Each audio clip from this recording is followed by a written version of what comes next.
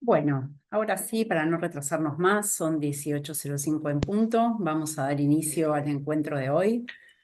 Bueno, ante todo, bienvenidos a todos. En nombre de la Obra Social Luis Pasteur, le damos la bienvenida a este encuentro. En el día de hoy vamos a tratar un tema de mucho interés, que es el tema de la osteoporosis. Tengo el placer de presentarles a la nueva jefa que se va a empezar a desempeñar como jefa de programas especiales y médicos dentro de la obra social, que es quien nos va a dar la charla en el día de hoy. Les presento, es la doctora Mariana Corti, es especialista en medicina familiar. Ella vivió 15 años en Francia, en donde se especializó en geriatría y gerontología e higiene hospitalaria. Y bueno, y hoy tenemos la suerte de tenerla trabajando con nosotros, así que bueno, seguramente vamos a hacer muchas charlas muy interesantes como esta para el 2025.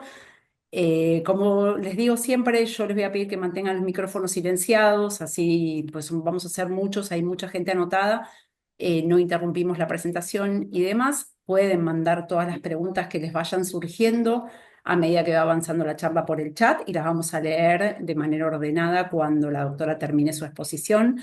Bueno, si la doctora durante la charla les da el ok para que habiliten los micrófonos, pueden hacerlo. Y bueno, y ya les digo, todo lo que quieran consultar lo pueden ir mandando por el chat. No les robo más tiempo. Mariana, te dejo con la charla. Gracias. Muchas gracias, Andrea, y buenas tardes a todos. Les agradezco por estar hoy acá con nosotros. Vamos a hablar de osteoporosis, que es una enfermedad con una alta prevalencia y con importantes consecuencias. Eh, si me permite la cámara,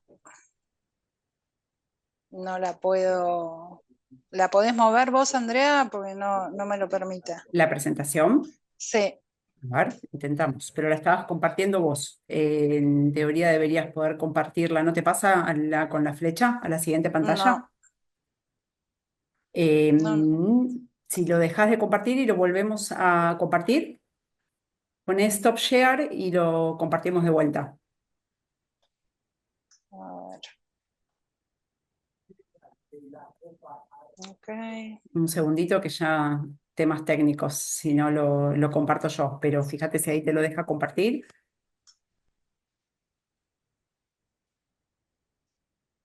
Me Ahí deja va. compartirlo, Sí, ahí pero se ve perfecto. sí, pero no me permite mover las flechitas. Y con el mouse tampoco. A mí no me deja porque no lo estoy, si no lo comparto yo. Espera. Recién hicimos todas las Ahí pruebas, está, ¿eh? ahí Doy fe, doy estamos. fe. Funcionaba perfecto. Bueno, Ahí nada. estamos. Bueno, Listo, ahora sí. estamos acá porque en el marco estadístico, para darles un poco de números, el 40% de las mujeres mayores de 50 años, sin tener en cuenta ninguna otra enfermedad, van a tener una fractura ligada a la osteoporosis. Se describen 9 millones de nuevas fracturas osteoporóticas cada año en el mundo, y el costo de estas fracturas es exorbitante, llegando en Europa a un monto de 35 millares de euros por año, y se calcula que para el año 2050 se va a más que duplicar a 76,8 millares de euros. O sea que es un problema de salud pública. Por ejemplo, en la provincia de Tucumán se creó una ley, la ley 8131, que incita a las obras sociales y a las empresas de medicina prepaga a juntarse con las universidades para la promoción, para la prevención y para el tratamiento de la osteoporosis. A tal punto es importante. Pero tenemos que definir primero esta enfermedad, y vamos a hablar de qué es el hueso. El hueso es un órgano que se encuentra en constante remodelaje hasta el final de la vida. Es un órgano que se construye y se destruye constantemente, desde que nacemos hasta que nos morimos. Eh, La fisiopatología de esta enfermedad está entonces determinada básicamente por lo que vamos a llamar el remodelaje óseo. Es esa relación entre la construcción y la destrucción del hueso. Este sistema está regulado por muchísimos y varios factores, y la inmovilización y la falta de uso de este órgano hace un desbalance en favor de unas células que se llaman osteoclastos, que van a superar la actividad de los osteoblastos. Los osteoblastos son las células que van a formar el hueso y que van a darle señales a los osteoclastos, que son las células que van a destruir el hueso. Esas señales van a estar básicamente moduladas por el osteoblasto, el que forma hueso, a través de la secreción de dos proteínas que se llaman una osteoprogesterina y la otra RANK ligand, que van a hacer un balance y van a estar secretadas por distintas señales del organismo, o sea, por los glucocorticoides, por la vitamina D, por la hormona paratiroidea, por los estrógenos, entre otros.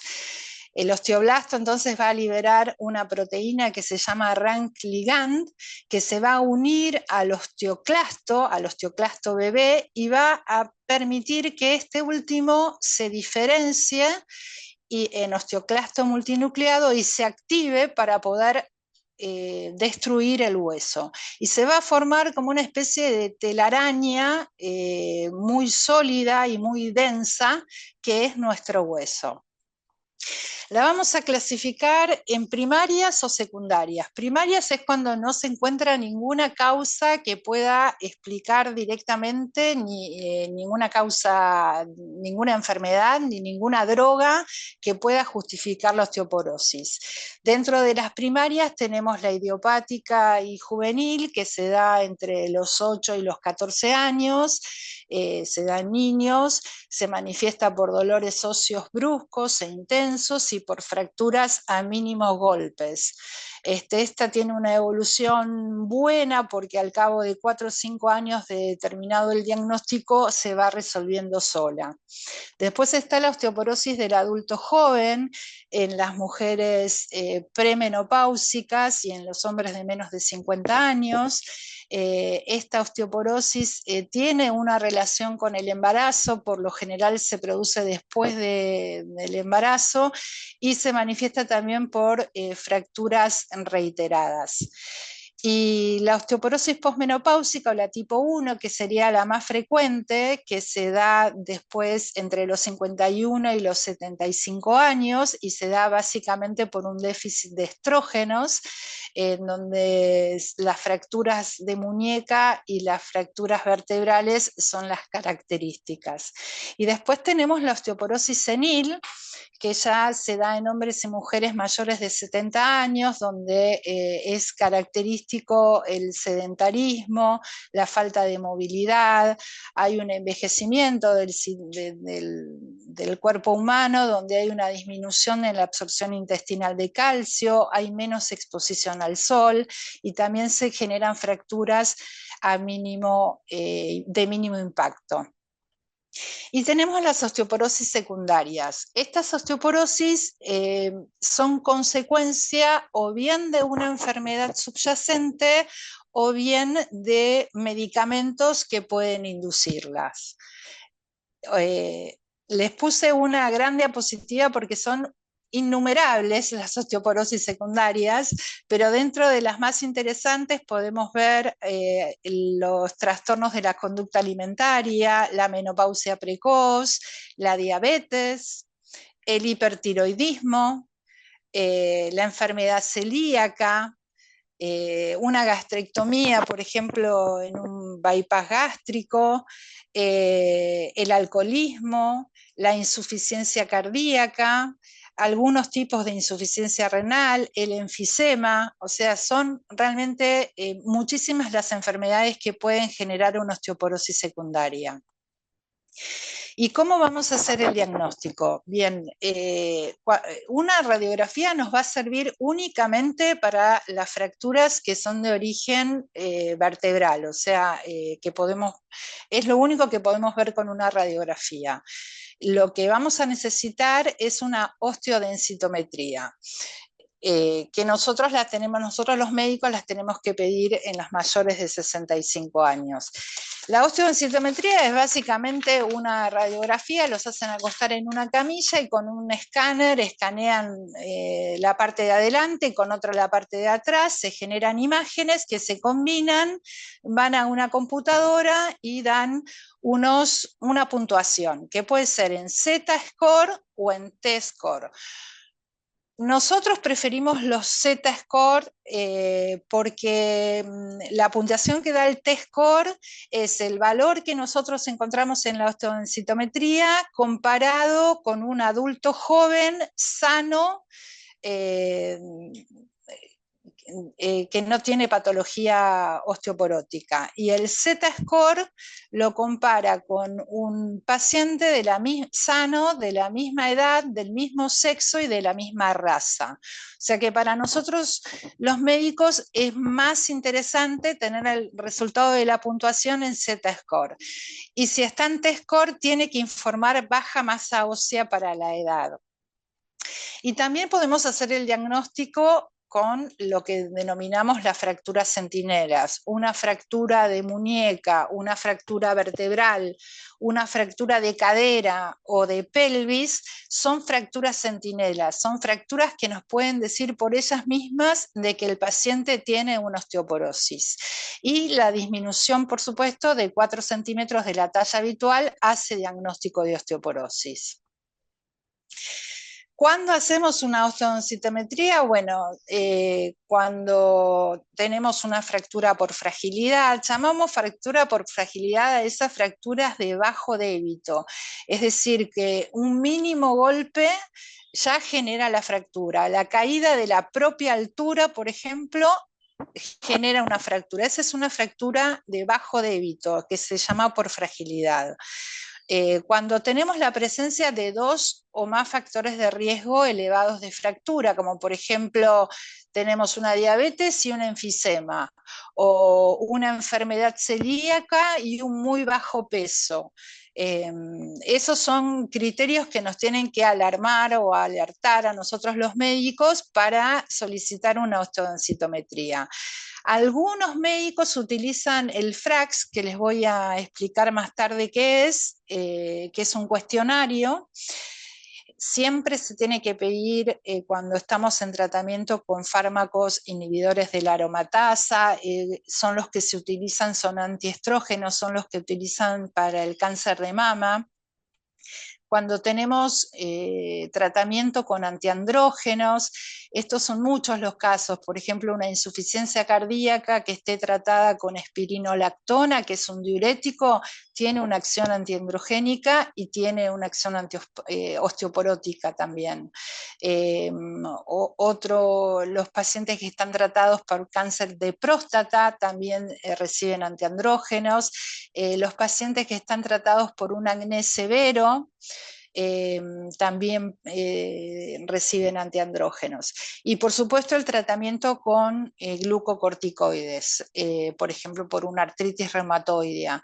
Los glucocorticoides van a generar una osteoporosis casi diferente, se llama osteoporosis córtico-inducida, que es muy difícil de tratar, pero que hay que tratar.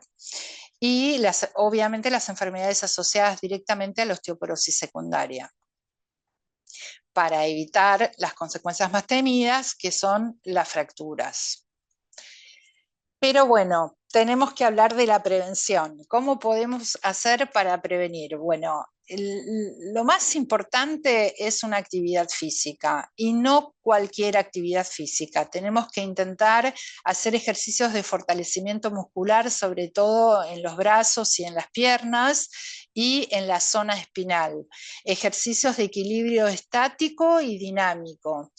Ejercicios de propiocepción. La propiocepción es el sentido que nos permite percibir y comprender la posición y el movimiento de nuestro cuerpo.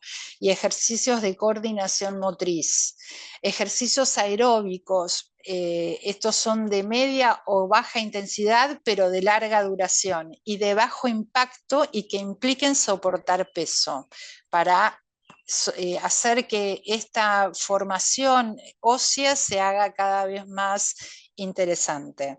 Una dieta rica en calcio y vitamina D, pobre en cafeína y bebidas cola, que también están asociadas a osteoporosis. Calcio necesitamos consumir 1 gramo de calcio por día en la dieta. Y vitamina D necesitamos, si hacemos un screening de los pacientes que tienen déficit en vitamina D, son muchísimos. Es interesante dosarla, sobre todo después de los 50 años, y hacer un tratamiento sustitutivo. La que yo prefiero es la monodosis que se da una vez por mes a 100.000 unidades y se repite 3 veces, una vez por mes durante 3 meses. La prevención de las caídas, eso lo vamos a hacer también con la actividad física y vamos a explicar un poquito más ahora en las próximas diapositivas. Dejar de fumar y disminuir el consumo de alcohol. Estas dos últimas premisas, tanto el cigarrillo como el consumo de alcohol, son dosis dependientes. Más fumás, más riesgo de osteoporosis tenés. Más consumo de alcohol tenés, más riesgo tenés. A ver. Y también vamos a hablar un poquito del tratamiento. Voy a tratar de no ser tan técnica desde el punto de vista médico y explicarles un poquito cómo funciona cada uno. Tenemos 3 tipos de tratamiento médico: los anticatabólicos, los anabólicos y los de acción mixta. Los anticatabólicos son los que reducen el remodelado a expensas de bloquear básicamente la actividad osteoclástica, es decir, las células que van a destruir el hueso. Los que más se utilizan son los bifosfonatos. Por ahí escucharon nombrar el alendronato, el risendronato, el palmindronato, el ácido solendrónico o el solendronato. Algunos se toman por vía oral y otros se utilizan por vía endovenosa. Por ejemplo, el ácido solendrónico se usa una vez por año, se pasa en 15 minutos endovenoso y se repite durante 3 años. El risendronato hay que tomarlo todos los días. Tienen efectos adversos, hay que tomarlo en ayunas, a la mañana, media hora antes de cualquier otra ingestión de alimento o bebida. Y hay que solicitar antes de tomarlos una panorámica dental, porque a veces se describieron, no son muy frecuentes, pero se describieron osteonecrosis de la mandíbula con los bifosfonatos. Así que su médico les tiene que pedir una panorámica dental. Y antes de comenzar el tratamiento, hacer cualquier tratamiento odontológico. Después tenemos la terapia hormonal de reemplazo. Sabemos que los estrógenos más la progesterona disminuyen de un 35% el riesgo de fractura vertebral y disminuyen de un 33% la fractura de cadera. Son interesantes en aquellas mujeres posmenopáusicas que tienen síntomas de menopausia. Es una buena estrategia terapéutica. El raloxifeno es un modulador de los receptores estrogénicos. Se lo utiliza para las pacientes que tienen cáncer de mama y que tienen un riesgo osteoporótico alto. Tiene la ventaja, se lo usa más que nada en aquellos pacientes que tienen fracturas vertebrales y realmente es muy bueno, disminuye de 46% el riesgo de una nueva fractura. El denosumab también reduce el remodelado, pero es otro tipo de molécula, es un biológico, digamos, es un anticuerpo monoclonal dirigido contra el RANK ligand.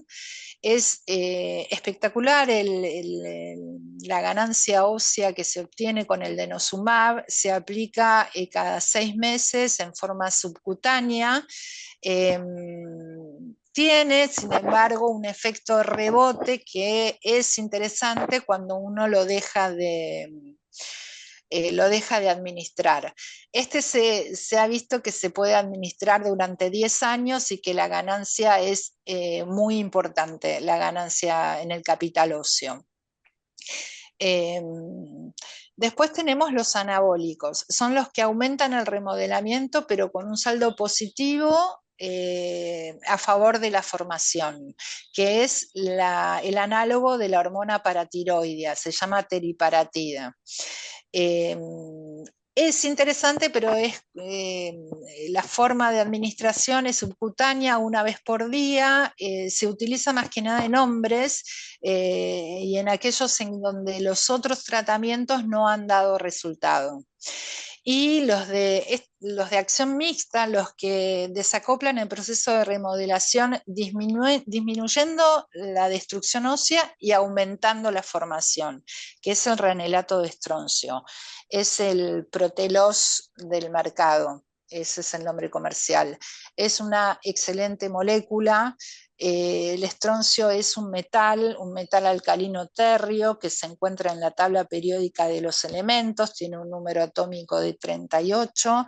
El estroncio como metal en sí se le utiliza también para el fuselaje de aviones. Nosotros en la dieta tenemos un consumo, en una dieta normal tenemos un consumo diario de entre 2 a 4 miligramos de estroncio por día, y en un paciente normal de 70 kilos podemos decir que 320 miligramos son estroncio. Eh, la forma de tomarlo es un sachet, es un granulado que se toma la noche antes de acostarse.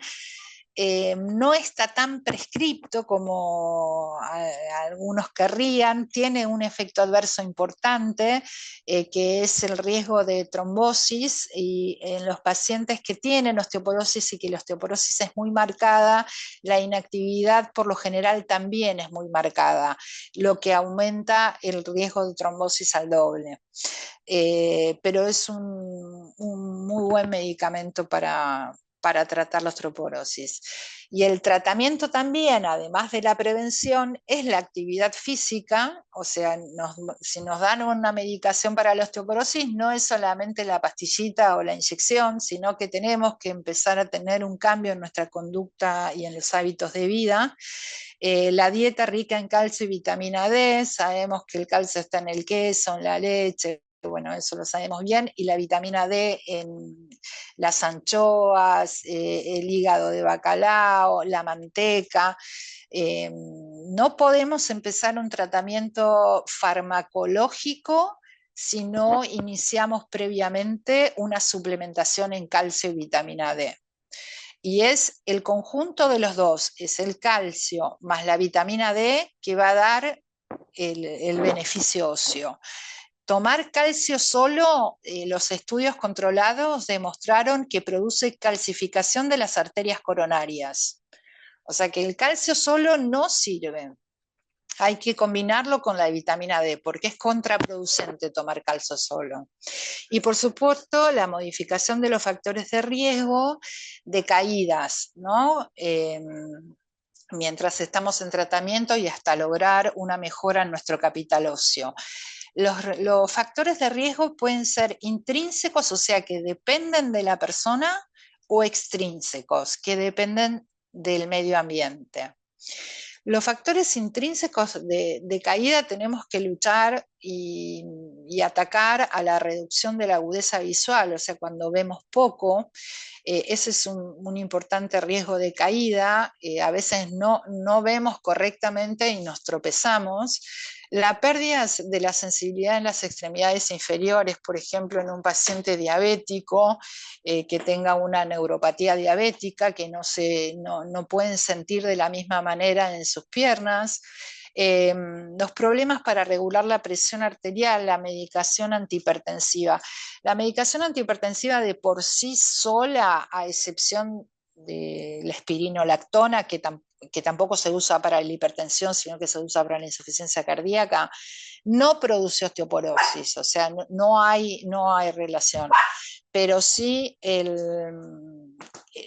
tratamiento antihipertensivo puede producir una hipotensión ortostática, es decir, la hipotensión ortostática es el descenso de la presión arterial de más de 20 milímetros de mercurio cuando pasamos de la posición sentada a la posición parada. Esa disminución de la presión arterial hace que nos podamos marear cuando nos levantamos de golpe. Eh,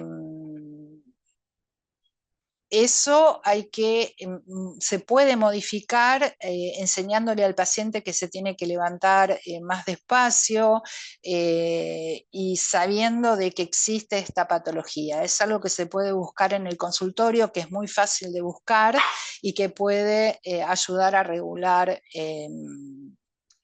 la presión arterial. Nosotros, cuando pasamos de la posición sentada a la posición parada, movilizamos alrededor de 1 litro de sangre. Ese cambio hemodinámico en una persona normal, sin patología o sin tratamiento, no genera nada. Nosotros nos levantamos todo el tiempo de una silla y no nos pasa nada. En algunos pacientes que están tratados con antihipertensivos, ese cambio hemodinámico, esa movilización de sangre puede no ser tan bien tolerada, o porque las válvulas de las arterias y las venas no funcionan bien, o por el mismo mecanismo antihipertensivo.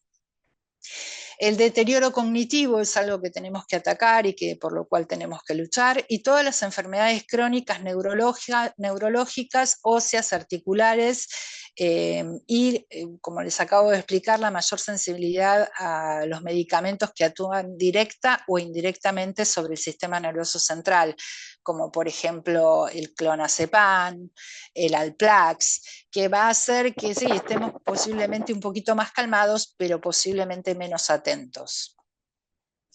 Dentro también de los factores intrínsecos de caídas tenemos cosas que por ahí mucho no podemos modificar, que son la edad de mayor 80 años, el género femenino, las mujeres nos caemos más, 2 con respecto a 1, nos caemos mucho más las mujeres, el hecho de tener una caída previa, porque genera a veces en algunos pacientes el síndrome postraumático, nos caímos una vez y tenemos miedo de volvernos a caer, o mismo la familia es muy sobreprotectora y no nos permite movilizarnos como antes por miedo a caernos, la debilidad muscular de los miembros inferiores, la artritis y las alteraciones en las uñas de los pies, que también parece algo fácil, pero a veces no lo es tanto.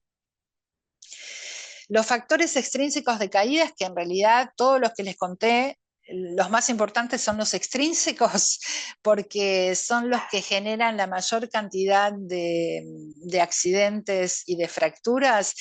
Tenemos que modificar las características del piso, fijarse que las alfombras estén bien pegadas contra el piso para no tropezarnos con ellas, que no haya cables en el piso, que no haya muebles o un mobiliario que no nos permita circular con espacio y que podamos tener maniobras paracaídas, se llaman así cuando intentamos no caernos. El calzado tiene que ser un calzado adaptado, que tengan el talón, que permitan el desarrollo del paso, tener en cuenta que una buena iluminación es muy importante, evitar los escalones altos en las escaleras, y el factor climático también es importante, porque si tenemos mucho frío o tenemos mucho calor, también nos altera la capacidad atencional. Bueno, este es el cuestionario que es importante que lo conozcan, porque por ahí se los hacen hacer en el consultorio. Es el cuestionario FRAX, que calcula la probabilidad de fractura a 10 años con la osteodensitometría o sin la osteodensitometría. Es una prueba para la evaluación de tener osteoporosis. A veces utiliza la información de la DMO y otros factores de riesgo de fractura. Y además, lo que es interesante es que algunos médicos lo pueden utilizar como un útil para decidir si vamos a tratar o no un paciente. Sobre todo en aquellas mujeres y hombres de 50 años o más, que no sabemos si las vamos a tratar. Las pacientes con osteopenia, la osteopenia es el predecesor de la osteoporosis. Es cuando nuestro hueso es más delgado y más frágil, y no está dentro del rango osteoporótico. Y las personas que todavía todavía no ha tomado ningún medicamento para la osteoporosis, bueno, la herramienta FRAX nos permite decidir de tratarlos o no. Es básicamente esto, es en función de la fragilidad, de fracturas por fragilidad, de un test score en la osteodensitometría superior a -3% en la cadera, valorar los factores de riesgo y decidir fármacos que reducen el riesgo de fractura o no, porque ya vimos que los fármacos también tienen sus factores de riesgo y sus efectos adversos. Entonces concluimos que la osteoporosis es una entidad que involucra a la salud pública por su prevalencia y por sus consecuencias, y que debemos implementar medidas de prevención a gran escala para disminuir la mortalidad ligada a la misma y la incapacidad que puede producir. Muchas gracias. Bueno, muy bien, muchas gracias, Mariana. Te voy a ir leyendo algunas preguntas que fueron llegando por el chat. Si alguien más quiere ir preguntando, vamos a ir leyendo en orden. Rosana nos dice, gracias doctora, ¿tomar calcio y vitamina D impide los depósitos de calcio en arterias o pueden ocurrir igual? ¿Cómo se controla? Claro, no. Tomar calcio y vitamina D es fundamental, sobre todo cuando estamos en déficit de vitamina D o cuando tenemos un rango de osteopenia o cuando ya tenemos el diagnóstico de osteoporosis. Pero es el conjunto, o sea, es los dos juntos, el calcio más la vitamina D, el que va a generar el beneficio óseo. No se puede tomar calcio solo. O sea, la pastillita de calcio de 1 gramo por día solo, si no viene acompañado de vitamina D, no se puede tomar. La vitamina D la podemos tomar al mismo tiempo que el calcio. Hay fórmulas farmacológicas que vienen juntas, por ejemplo, el Calcimax. O podemos tomar 1 gramo por día de calcio más la vitamina D en forma mensual. Pero es las dos juntas, o sea, no se puede hacer un tratamiento de calcio solo. Perfecto. Liliana nos dice, ¿es importante también la vitamina K3 o es un mito? No, la vitamina K es importante, pero no es fundamental para el tratamiento básico de la osteoporosis.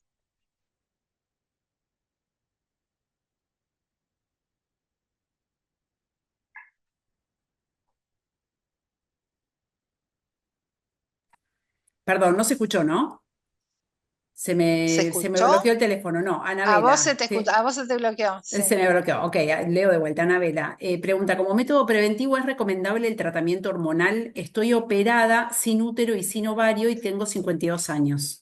Muy interesante. Sí, a las pacientes histerectomizadas el beneficio con estrógenos es recomendable. O sea, es una estrategia terapéutica interesante la terapia hormonal a las pacientes histerectomizadas, porque, bueno, de por sí, cuando estamos en menopausia hay un déficit estrogénico, pero no desaparece completamente. En cambio, cuando no está más el útero, y en aquellas anexo histerectomías totales, o sea, cuando le sacan el útero y los ovarios, quedan prácticamente en privación estrogénica.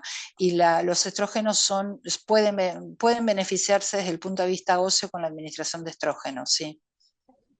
Perfecto. Rosana tiene levantada la mano, ahora te vamos a habilitar para que hables. Voy a terminar de leer algunas preguntas. Mirta nos dice, buenas tardes, ¿la actividad aeróbica de larga duración corresponde a caminata? ¿Cuánta duración? ¿Es mejor tener un valor elevado de vitamina D o estar dentro del rango normal es suficiente? Estar dentro del rango normal es suficiente para el 99% de los casos. Después hay otras enfermedades que se requiere por ahí superar ese valor, como por ejemplo los hipertiroidismos, pero en el caso en el común de los casos tenemos que estar en un rango normal. ¿Y qué más me preguntaste, Andrea? Preguntaba sobre la duración de la, La espérate que de volvemos los para ejercicios atrás, de los aeróbicos, ejercicios sí, los aeróbicos. ejercicios aeróbicos, Sí, caminar es bárbaro. A veces no es necesario eh, correr, o sea, podemos caminar a un paso que nosotros toleremos. La idea es que seamos persistentes en ese ejercicio. Lo ideal son 30 minutos 3 veces por semana. 30 minutos sin parar, o sea, ir a pasear el perro, por ejemplo, donde vas a tener que parar porque el perro va a parar, no es un buen ejercicio. Es a partir del minuto 20 que vamos a generar el cambio metabólico. En esos últimos 10 minutos, entre los 20 y los 30 minutos, es donde se genera el cambio metabólico. Y no solamente a nivel óseo, sino también a nivel cardiometabólico. 30 excelente. minutos, 3 veces por día, sin parar. El secreto es sin parar y no es necesario correr. Perfecto. Marina también nos dice, ¿la natación es suficiente? Sucede que no me gusta hacer ejercicio con mancuernas ni otros elementos que impliquen hacer ejercicio de fuerza o de peso. Sí, la natación es un excelente ejercicio y tampoco la idea es matarse, o sea, la idea tener resistencia. No sé si me explico, o sea, el tiempo que dura, mínimo 30 minutos sin parar. Esa es la idea y la natación es perfecta, porque además vas a luchar contra la sarcopenia, contra los problemas musculares. Sí, sí. Bien, excelente. Luis nos pregunta, ¿qué estudios médicos se deben prescribir para evaluar el estado óseo? Bueno, es lo que pusimos. ¿Cómo hacemos el diagnóstico? Primero con un laboratorio, el laboratorio de base, para estar seguro de que no estamos enfrente de unas osteoporosis secundarias, ¿no? Por supuesto, que no tengamos, o que tengamos alguna contraindicación particular para el tratamiento antiosteoporótico, o que nos encontremos con una paratormona elevada. Así que el laboratorio es algo fundamental. Cuando sospechamos las fracturas vertebrales, una radiografía simple las puede confirmar y dijimos que las fracturas vertebrales son fracturas centinelas. Lo ideal es hacer una osteodensitometría. Pero no básicamente por el diagnóstico en sí, sino para hacer el seguimiento, o sea, para evaluar que la terapéutica que vamos a instaurar va a ser eficaz. Así que tenemos el laboratorio, la radiografía es opcional en el caso de fracturas vertebrales y el diagnóstico lo vamos a hacer con la osteodensitometría. Muy bien, Rosana, quisiera saber también, por favor, sobre el magnesio. Entiendo que está relacionado. Sí, el magnesio, la verdad que hay millones de tipos de magnesios. El holomagnesio es el ideal, eh, o sea, lo que mide la densitometría es la cantidad de calcio y minerales que tiene un hueso. Obviamente, cuanto más minerales tiene el hueso, más denso va a estar el hueso y más sólido. No tiene solamente calcio, tiene muchísimos minerales, pero el calcio es el más abundante y es uno de los que va a dar señales al osteoclasto y al osteoblasto. Este, Así que sí, el magnesio, la suplementación de magnesio es muy interesante. Conviene siempre dosarla previamente, cuando hacemos el laboratorio, dosar el magnesio para estar seguro de que no estamos ante hipermagnesemias, ¿no? Ok, Ale dice, tengo 60 años y osteopenia. ¿Debo hacer algún tratamiento?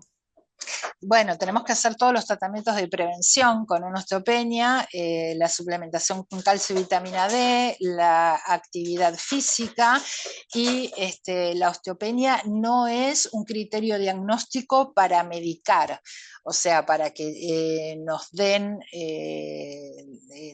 el tratamiento farmacológico, pero sí es una alerta porque el hueso está delgado y con bajo y no denso, o sea, no está fuerte, no está en rango osteoporótico, o sea, no es que si me caigo de la nada me voy a fracturar, pero sí es una alerta. Así que hay que hacer cambios en la vida diaria, en higiénico-dietéticos, comer con calcio y con vitamina D y además suplementar en calcio y vitamina D.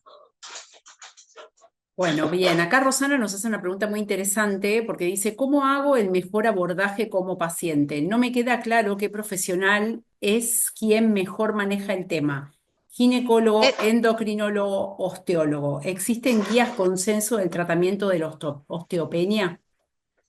Sí, existen guías consenso, por supuesto, existen guías terapéuticas.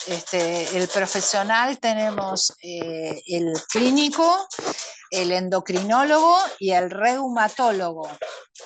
Esos son básicamente los tres que hacen el diagnóstico de osteoporosis y que medican.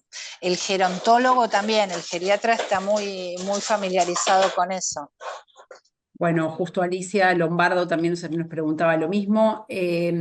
Mirta dice, he estado en tratamiento con Prolia no continuado. El profesional me indica volver con las aplicaciones cuando el resultado de la densitometría lo justifica. Usted mencionó un efecto rebote. Sí, es un efecto rebote. Hay nuevos medicamentos para la osteoporosis, ¿eh? Hay uno muy parecido al denosumab, el rocosozumab, que también es un anticuerpo monoclonal, que tiene un efecto rebote muchísimo más importante que el denosumab. El denosumab es más lento. Hay estudios que demostraron que cuando dejas de aplicarte el denosumab, empezás a perder nuevamente masa ósea. A eso me refería con efecto rebote.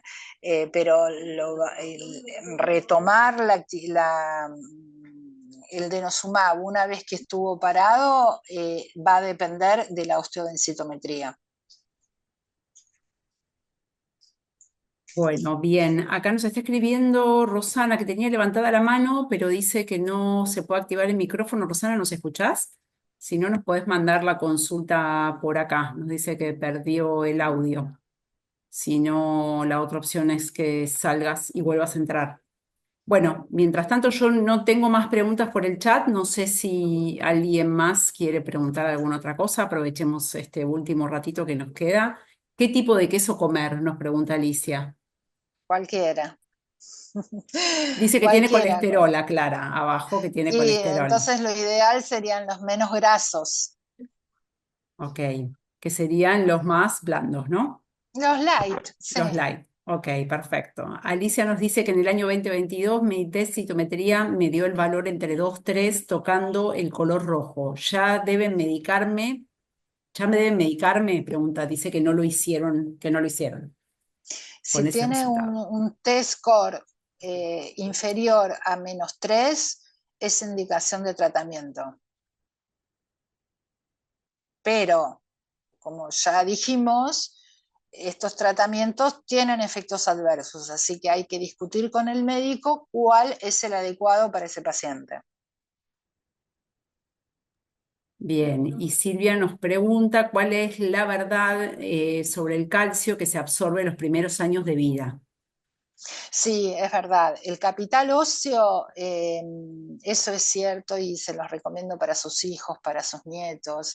El capital óseo lo vamos a formar desde que nacemos hasta los 20 años. A partir de los 20 años, de entre los 20 y los 30 años, vamos a disfrutar de ese capital óseo. Y a partir de los 30 años vamos a empezar a envejecer. Nuestro hueso va a empezar a envejecer. Así que es cierto, el consumo de calcio y vitamina D en la infancia es fundamental. Es lo que va a darnos a nosotros nuestro capital óseo. Yo a mis hijos les daba tostaditas con hígado de bacalao, le decía que era paté y le daba hígado de bacalao, porque no les gustaba mucho el nombre. Y no, ya de escucharlo ya directamente no se animaban ni a probarlo. Silvia nos pregunta Silvia si es posible revertir la osteoporosis a osteopenia. Dice Sí, que a ella le dio mucho resultado hacer pesas y sí, suplemento con calcio y vitamina y también toma sol. Por supuesto, por supuesto. Justamente eh, los estrógenos para las histerectomizadas se vio que hay un aumento del capital óseo, y los tratamientos como el denosumab o los bifosfonatos son quizás menos importantes la ganancia, pero por supuesto que se puede revertir la osteoporosis, sí, sí. Bueno, perfecto. ¿Qué opina, doctora, del yoga? Pregunta Marita. El yoga es un lindo ejercicio, pero el tema es que necesitamos sostener peso. Lo bueno del yoga es que vas a trabajar mucho la coordinación y el equilibrio. Y eso va a permitir que uno se caiga menos, o sea, tenga menos factores de riesgo. Pero necesitamos un ejercicio un poco más intenso. Bueno, buenísimo, excelente. Por ahora no tengo más preguntas. Pilates, bicicleta también, ¿no? Sí, Pregunta Lili, obvio, sí, claro. obvio. Pilates sirve, también nos pregunta Mirta, bueno, sí. Bueno, si no tenemos más preguntas, podemos dar por finalizado el encuentro. Yo les quiero agradecer a todos haber estado presente en el día de hoy, a vos, Mariana, sobre todo, muy interesante toda la información. Acá empezaron a agradecer en el chat. Silvia, Alicia, doctora, muchas gracias. Muchas Así que muy gracias. interesante todo. Bueno, nos estaremos viendo en otro encuentro. Vamos a tener en el mes de diciembre un encuentro sobre obesidad para cerrar el año, que va a salir publicado dentro de muy poco. La charla que me están preguntando, sí, la estamos grabando, así que bueno, la vamos a comprimir para poder compartirla con ustedes y calculo que para mediados de diciembre a más tardar, depende cómo esté el sector, la vamos a tener lista para compartirla. Así que me pueden escribir al mail de actividades cuando quieran y les estamos pasando esa información. Bueno, este es el inicio de un montón de charlas, seguro que vamos a tener el año que viene con la doctora, así que gracias a todos por estar presentes en el día de hoy y gracias por el tiempo, Mariana. No, por favor, un placer. Que tengan Chao todos muy a buenas todos. noches. Adiós. Chao, chao.